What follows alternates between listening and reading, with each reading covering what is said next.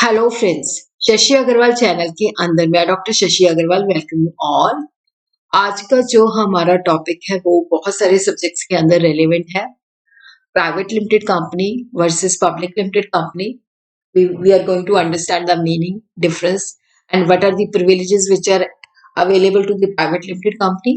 और ये जो टॉपिक है that is relevant for the student of business environment, also relevant for the student of company law, corporate legal framework, also relevant for the student of business studies for plus one commerce, also relevant for the student of BOMP for the first semester for BBA। अगर आपको मेरा ये effort सही लगता है तो do like my video, इसको share कीजिए, कमेंट कीजिए, लाइक कीजिए।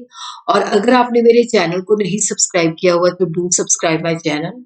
सो this is my app Edusum app, जिसको आप गूगल प्ले स्टोर से डाउनलोड कर सकते हो। ये ऐप जो है commerce, economics and management students को फ्री स्टडी मटेरियल और फ्री मॉक टेस्ट प्रोवाइड करती है, और काफी सारे इकोनॉमिक्स, लॉ और बिजनेस स्टडी के स्ट्रक्चर कोर्सेज भी यहाँ पे अवेलेबल है। सबसे पहले we are going to understand what is the meaning of private limited company. Private limited company जो है that is defined under section 2 subsection 68 of the company act. तो जब हम प्राइवेट कंपनी को सेटअप करते हैं तो मिनिमम 2 मेंबर चाहिए होते हैं। और यहाँ पे जो प्राइवेट लिमिटेड कंपनी है restrict the right to transfer share. हम इसके जो शेयर है किसी को ट्रांसफर नहीं कर सकते। और इसका मैक्सिमम नंबर ऑफ मेंबर जो है 200 है। और 200 जब हम काउंट करते हैं, जो member who are or were in the employment of the company, उनको हम नहीं लेते। उसी तरह ही जो प्राइवेट लिमिटेड कंपनी है ये पब्लिक को इनविटेशन नहीं दे सकती कि हमारे शेयर या डिबेंचर परचेज करो। और उसी तरह ना ही ये डिपॉजिट पब्लिक से एक्सेप्ट कर सकती है। प्रोहिबिट्स एनी इनविटेशन और acceptance of deposit from person other than its member, director और देयर रिलेटिव्स। उसी तरह जो वन पर्सन लिमिटेड कंपनी होती है जिसके अंदर वन मेंबर चाहिए होता है, वो भी प्राइवेट लिमिटेड कंपनी होती है। उसके अलावा अगर हमने प्राइवेट लिमिटेड कंपनी एस्टेब्लिश करनी है तो वहां पे हमें मिनिमम 2 मेंबर चाहिए होते हैं।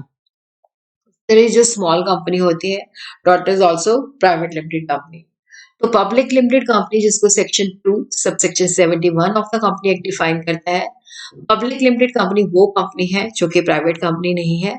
और पब्लिक लिमिटेड कंपनी के अंदर हम उस प्राइवेट कंपनी को भी इंक्लूड करते हैं जो कि पब्लिक लिमिटेड कंपनी की सब्सिडरी है।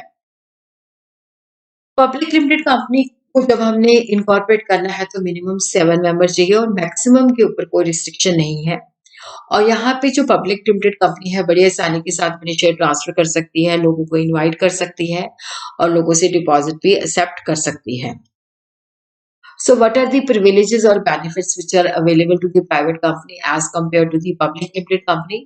देखो, मिनिमम नंबर ऑफ मेंबर जो है, अगर हमने प्राइवेट कंपनी जो है 1 पर्सन कंपनी को छोड़ के सेटअप करनी है तो मिनिमम जो है 2 पर्सन हमें चाहिए होते हैं सेटअप करने के लिए। और जबकि पब्लिक लिमिटेड कंपनी को सेटअप करना है तो वहां पे हमें 7 मेंबर चाहिए। और प्राइवेट लिमिटेड कंपनी है तो वहां पे मिनिमम नंबर ऑफ डायरेक्टर जो है 2 होते हैं। पब्लिक लिमिटेड कंपनी के केस के अंदर 3 होते हैं। और जनरल मीटिंग का जो कोरम है जो पर्सनली प्रेजेंट होना चाहिए, प्राइवेट लिमिटेड कंपनी के केस में 2 है और पब्लिक लिमिटेड के केस के अंदर ये 5 होता है। और उसी तरह मैनेजरल रेम्युनरेशन, जो प्राइवेट लिमिटेड कंपनी है उसकी कोई अपर लिमिट नहीं है, बट पब्लिक लिमिटेड के अंदर क्या होता है कि 11% ऑफ द नेट प्रॉफिट से ज्यादा नहीं पे कर सकती। प्राइवेट लिमिटेड कंपनी के अंदर जितने भी डायरेक्टर्स होते हैं वो रोटेशनल रिटायर नहीं होते, सारे नॉन रोटेशनल डायरेक्टर्स होते हैं। और उसी तरह जब कैजुअल वैकेंसीज होती हैं तो उसके ऊपर कोई लीगल रिस्ट्रिक्शन नहीं होती प्राइवेट लिमिटेड कंपनी के अंदर। और उसी तरह प्राइवेट लिमिटेड कंपनी के लिए index of its member maintain करना जरूरी नहीं है, जबकि पब्लिक लिमिटेड कंपनी के लिए ये कंपल्सरी है। और प्राइवेट लिमिटेड कंपनी अपनी आर्टिकल ऑफ एसोसिएशन के द्वारा जो डायरेक्टर्स हैं उनके लिए स्पेशल डिस्क्वालिफिकेशन जो है प्रोवाइड कर सकती है। ए प्राइवेट कंपनी जो है that is exempted from the requirement of the appointment of independent director. और उसी तरह इसको ऑडिट कमेटी जो है नहीं बनानी पड़ती। और उसी तरह हम देखते हैं कि with respect to the number of companies maximum 20 of which a person may be appointed as a auditor under section 141। तो वो जो मैक्सिमम 20 कंपनीज होती हैं उनके अंदर प्राइवेट लिमिटेड कंपनी इंक्लूडेड नहीं होती। A person जो है can become a director in maximum 20 private companies provided none of them is a public limited company। और उसी तरह क्या है कि प्राइवेट कंपनी के लिए प्रॉस्पेक्टस इश्यू करना कंपल्सरी नेसेसरी नहीं है, जबकि पब्लिक लिमिटेड कंपनी के लिए ये एसेंशियल होता है। Now we will see what is the difference between the private limited company and the public limited company. तो यहाँ पे सबसे पहले हम देखते हैं कि मिनिमम नंबर ऑफ मेंबर। देखो, अगर 1 पर्सन कंपनी को छोड़ के हमने प्राइवेट लिमिटेड कंपनी सेटअप करनी है तो मिनिमम 2 पर्सन चाहिए। पब्लिक लिमिटेड कंपनी बनानी है तो मिनिमम 7 मेंबर चाहिए। और प्राइवेट लिमिटेड कंपनी के अंदर मैक्सिमम जो है 200 से ज़्यादा नहीं हो सकती। और इसके अंदर हमने उन मेंबर्स को एक्सक्लूड करना है जो आर वर्किंग और were working in the company. लेकिन पब्लिक लिमिटेड कंपनी के ऊपर कोई रिस्ट्रिक्शन नहीं है, तो यहाँ पे मैक्सिमम पब्लिक लिमिटेड के अंदर जितना मर्जी हो सकता है, कोई रिस्ट्रिक्शन है, कोई अपर लिमिट नहीं है। ट्रांसफरेबिलिटी ऑफ शेयर, देखो यहाँ पे जो प्राइवेट लिमिटेड कंपनी है यहाँ पे रिस्ट्रिक्शन है, ये अपने शेयर ट्रांसफर नहीं कर सकती, but public limited company freely transfer कर सकती है। प्राइवेट लिमिटेड कंपनी प्रॉस्पेक्टस नहीं इशू करती, बट पब्लिक लिमिटेड कंपनी जो है प्रॉस्पेक्टस इशू करती है और प्रॉस्पेक्टस के माध्यम से पब्लिक को इनवाइट कर सकती है कि इसके शेयर और डिबेंचर्स परचेज किए जाएं। और यहाँ पे प्राइवेट लिमिटेड कंपनी के अंदर must have at least 2 directors minimum, और पब्लिक लिमिटेड कंपनी के अंदर मिनिमम 3 डायरेक्टर होने चाहिए। और उसी तरह देखो, रिटायरमेंट ऑफ द डायरेक्टर के अंदर क्या है कि जो प्राइवेट लिमिटेड कंपनी है वहां पे जो डायरेक्टर्स होते हैं उनके ऊपर कोई रिस्ट्रिक्शन नहीं है कि they have to retire by the rotation. उसी तरह जो पब्लिक लिमिटेड कंपनी है वहां पे 2/3 जो है डायरेक्टर्स वो रिटायर बाय रोटेशन है।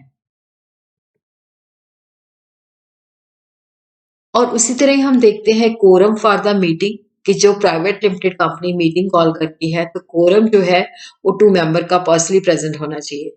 पब्लिक लिमिटेड कंपनी की सिचुएशन के अंदर ये 5 मेंबर्स हैं।